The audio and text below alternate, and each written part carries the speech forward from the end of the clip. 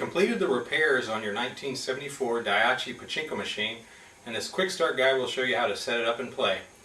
First I want to go over what we did for you. We polished all the nails, polished the heads of all the nails for you. We took this chrome frame off, cleaned all the rust off of it, and polished that as well. There was a crack along the edge here of your supply tray, so we reinforced it with Gorilla Glue on both sides. We installed new light bulbs and new wiring, new switches. The one ball seesaw that was broken, instead of repairing it, we just replaced it.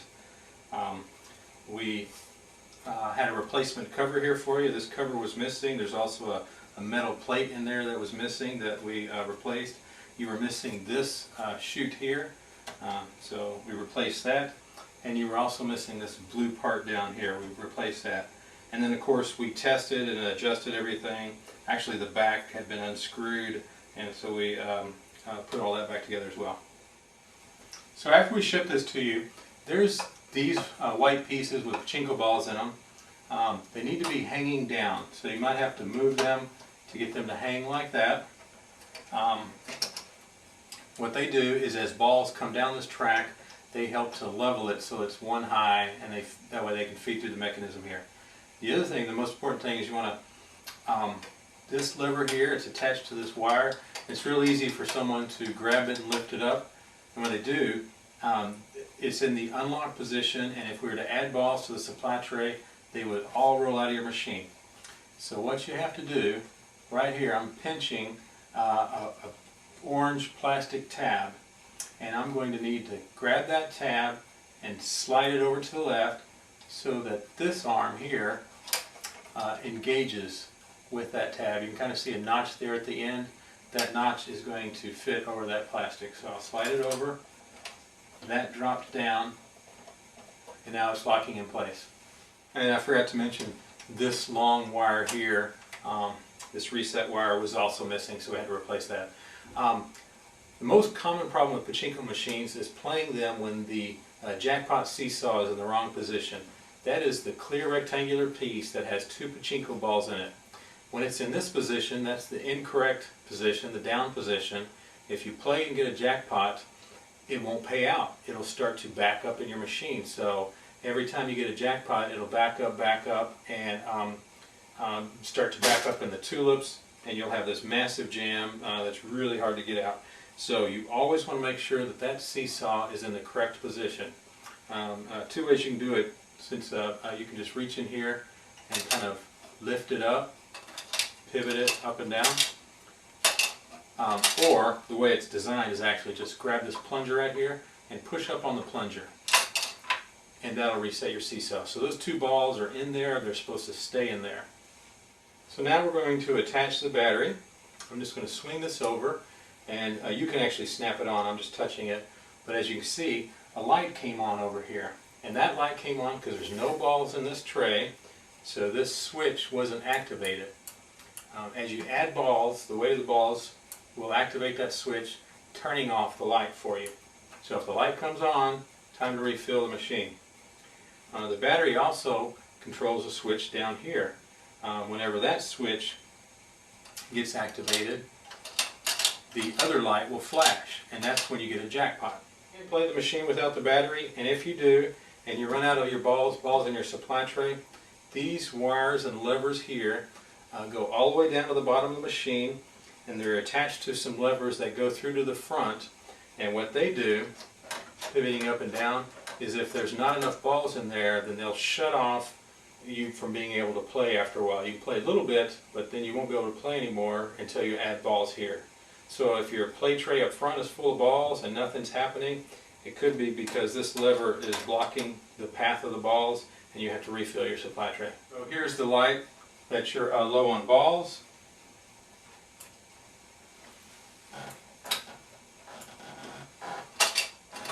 And there's the light that you got a jackpot.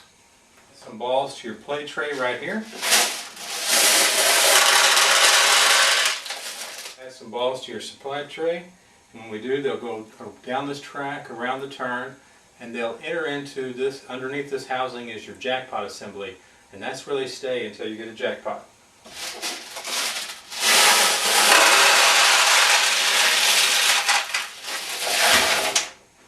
So as we did that, you saw the light go out in the top corner.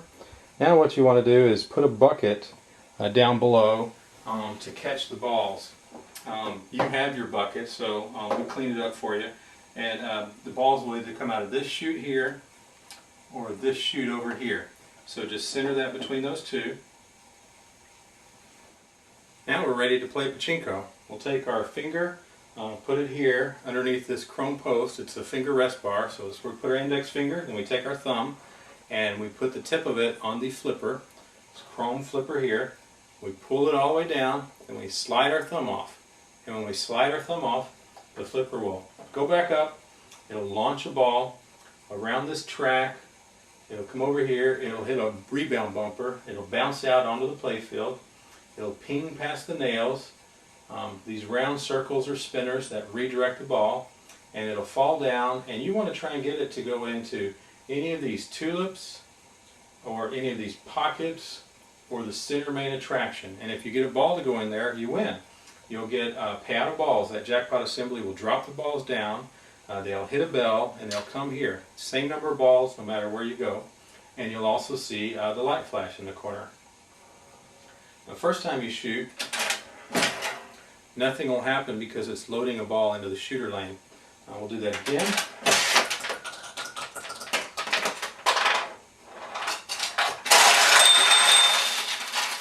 And we had a ball go in this tulip. Now when a tulip is open like these, and a ball goes in, they close. When it's closed, if a ball goes in, they open. We're going to play a little bit, then I'll zoom in and show you your main attraction.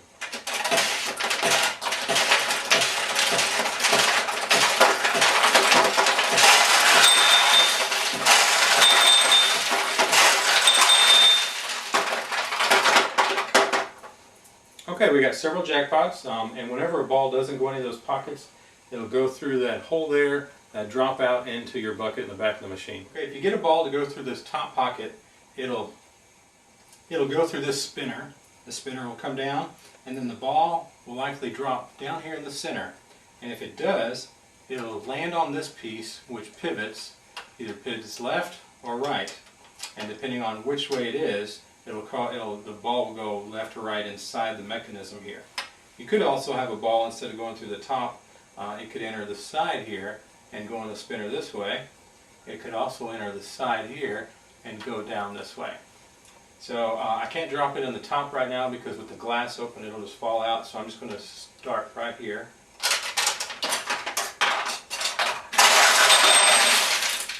And as you saw, not only did it pay out a jackpot, but it also opened all three of your tulips down here.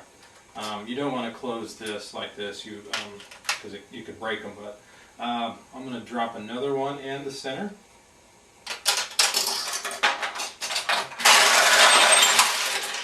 So when that center is pivoted the other way, it only opens this one and maybe this one if that one was closed. We'll go through this side.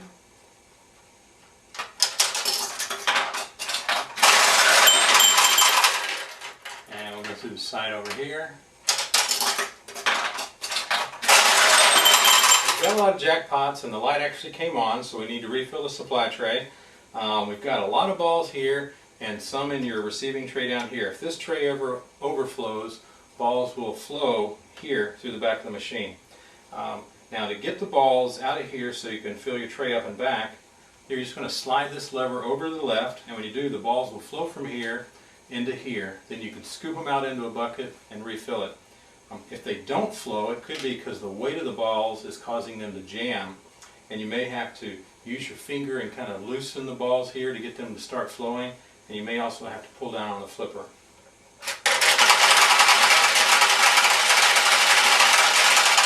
We have all the balls out of the play tray. There's still a few in the shooter assembly here behind the door.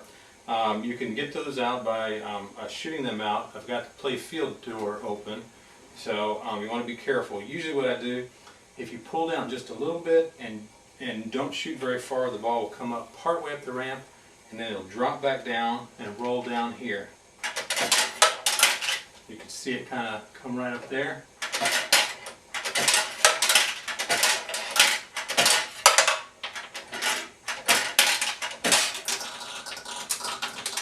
hard. Okay, I wanted to get all the balls out to make it easier. This clear plastic here is your shooter assembly. It's what loads the balls into the shooter lane. In case you ever get carpet fuzz or something in there you need to clean out, balls aren't going where they should, you just grab this and pull it up. And it will come up out of the machine. You don't want to force it, so you want to take your time. Okay, we're going to put it back in, and it will do it again. But here's what it looks like. It has a piece of plastic here that's a cover over this arm. Normally balls flow in here and pivot down like that. So if you need to get inside of there, you can actually snap the cover off on this side and it swings open. There's a pivot point here and it swings open and gives you access. You just got to be real careful when you do that. And then to close it, you push it down, snap it. Okay, we're going to put this back in. I'm kind of going in at an angle, and then I'll push it back. There's a tab here you got to clear. You really usually shouldn't have to do this, but I just want to show it to you. Okay, so that's pushed all the way down.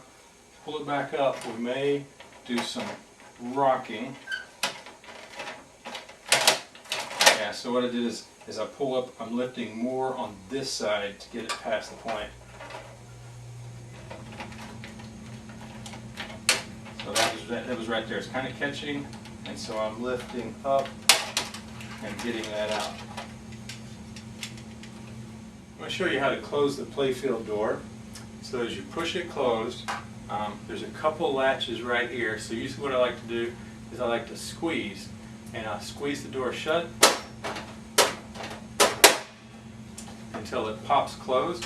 To open it, there is just a wire right here, and you just lift up on it, and then you can pull open your door. It's a tight fit, so when you close it, that's how you do that. Drop a few balls in so we can see the levers move for a jackpot. The ball will enter the seesaw, it'll pivot down, the ball will then drop here, land on an arm, the arm goes all the way back over here, and it'll pivot down, pushing on this pivot point, pushing this rod up here, which then moves all the linkage here over to your jackpot assembly, and then that'll cause the balls to release that are in there. The balls will fall down, hit a lever here, pivot down, roll over to your bell, hit your bell, and then go to your play tray.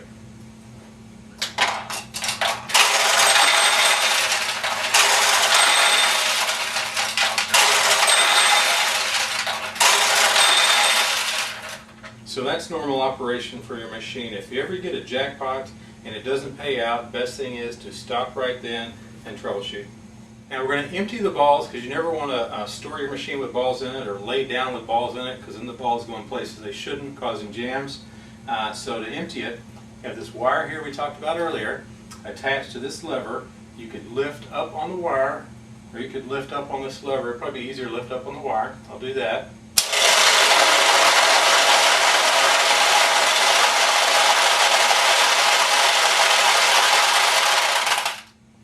So when we did, that part with the spring shot back over to the right, and then all the balls fell out. We still have balls in here though that we need to get out. And what you can do is, we need to pivot this linkage. So I'm going to reach over here. You could go down to the bottom of the machine. There's that rod that goes down. You could grab the bottom and push up on it, but I'll just do right here since that's where the camera is. Just pivot up and down until we get all the balls out. Okay, that concludes this quick start guide. We sure hope you enjoy your machine.